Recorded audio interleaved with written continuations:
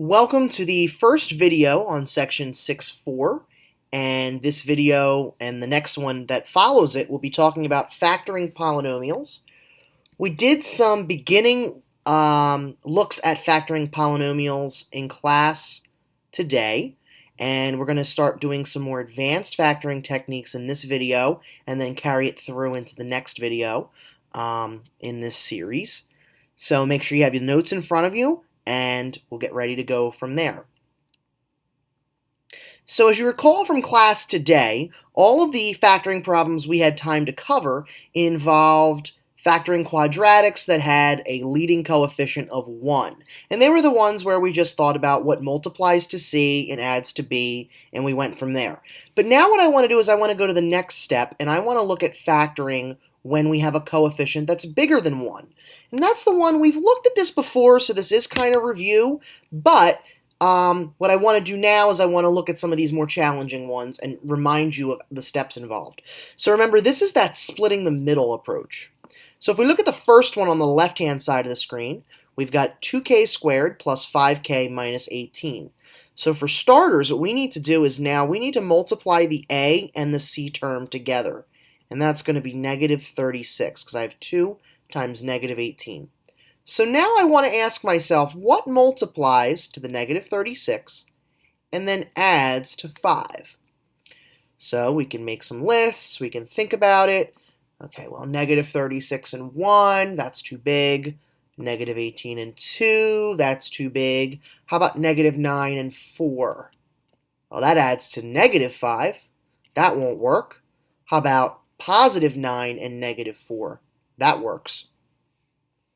So remember what we did before with this type of problem. Once we get those two numbers, we can split the 5k to be 9k minus 4k.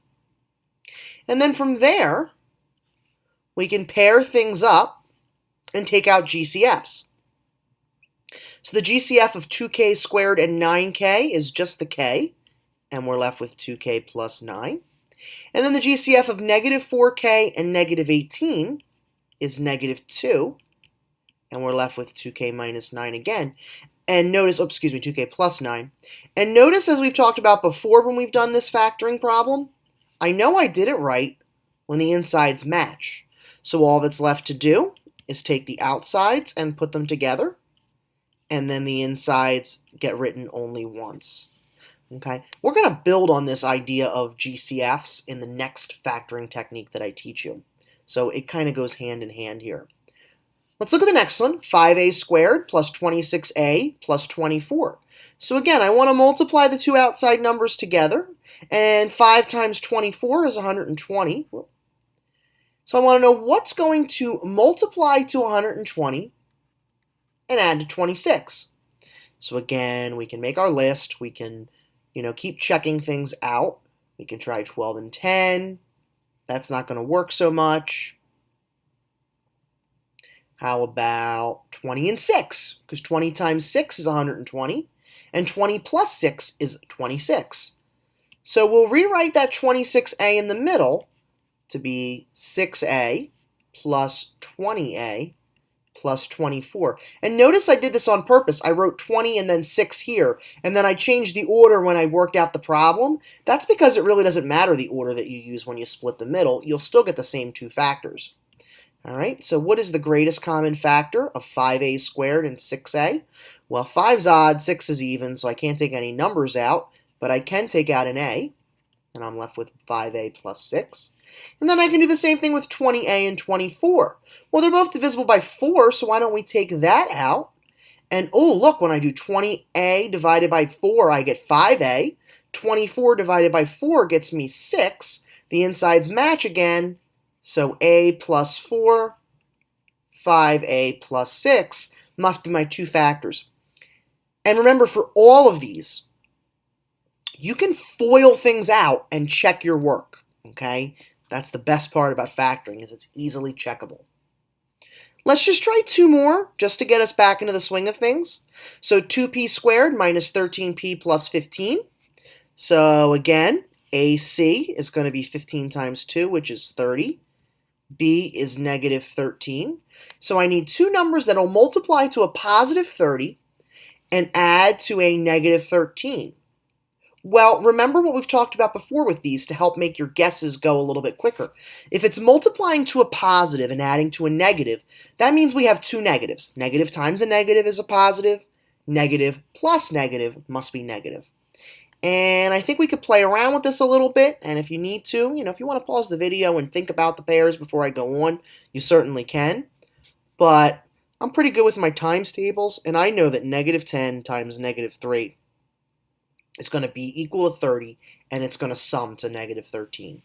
So I am going to now rewrite this as 2p squared minus 10p minus 3p plus 15. Okay? We'll take out our GCFs. We get 2p, and then we have p minus 5. And then again here, I got to think about what can I take out that's going to leave me with a p minus 5. If I take out a negative 3, I'm left with p minus 5. So I can take those outside terms and put them together, and I get 2p minus 3 times p minus 5. Okay? We'll do this one more time. 4n squared minus n minus 14. So AC is 4 times negative 14, which will be negative 56. So what's going to multiply to negative 56 and add to negative 1? You can pause the video if you want and play around with it.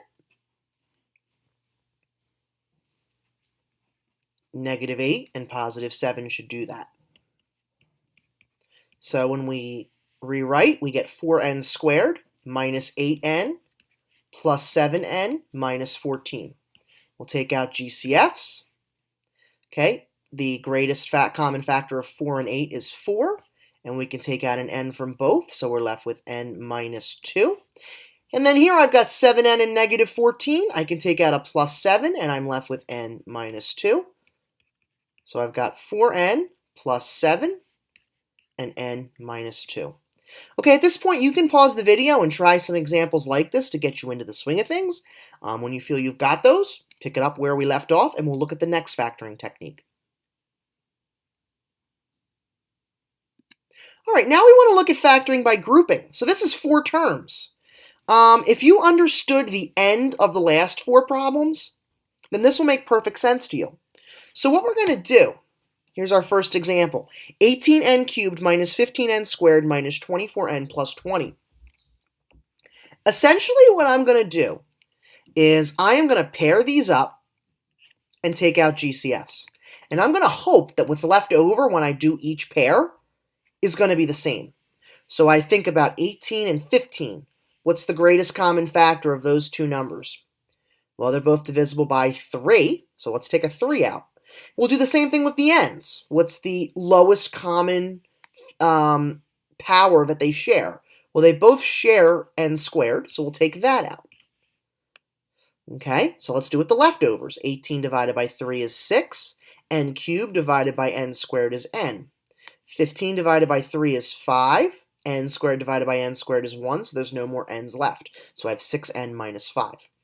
I will do the same thing with the next two pairs. All right, 24 and 20 are both divisible by 4, so we'll take that out. And then I'm left with, negative 24 divided by 4 is negative 6. I need these to match, so why don't I take out a negative 4? Negative 24 divided by negative 4 is 6n.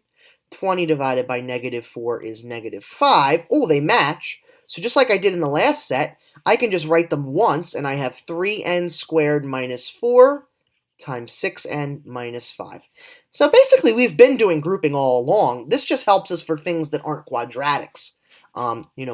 Terms that have 4 terms, polynomials with 4 terms, we can do this. And really, anytime you have a polynomial with an even number of terms, you can use grouping to factor it, usually. Let's look at one more, because I think if you understood the first set, this is a walk in the park. All right, so here we go again. We've got 5n cubed minus 40n squared, so we'll group those first two. And then we'll group the 6n and the negative 48. All right, 5 and 40 are both divisible by 5, so we'll take that out. They both have 2 n's in common, so we'll take that out, and we're left with n minus 8. All right, 6n and negative 48, well, they're both divisible by 6, so we'll take the 6 out, and we're left with n minus 8. All right, I know I did it right because everything matched up. So we'll take the two outside terms and put them together, 5n squared minus 6, and then n minus 8. So that would be our two factors. And again, you could FOIL this, and if you FOILed it, you would get the original problem all over again. Okay, you have a couple examples to try like this. We'll be doing a lot more with this in class tomorrow. This is the first, like I said, set of techniques in this section. Tomorrow night, you'll watch another video with the rest of the techniques. If you have any questions, if anything was unclear, try to rewind and rewatch the video. Otherwise, you can bring any questions you have to class tomorrow. Thank you so much for watching, and have a great evening.